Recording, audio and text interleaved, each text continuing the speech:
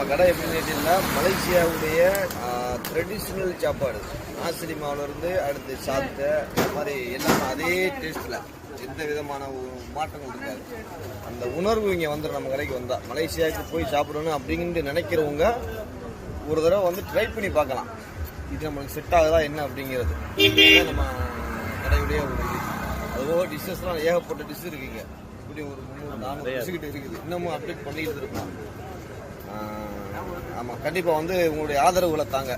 எந்த இடத்துல இது இருக்கிற இடம் வந்து எங்கன்னா ராமநாதபுரம் மாவட்டம் பனைக்குளம் ராமேஸ்வரம் ரோடு. அதில் வந்து ராமேஸ்வரம் லொக்கேஷன் மட்டும் வந்துடுறேன். மலேசியா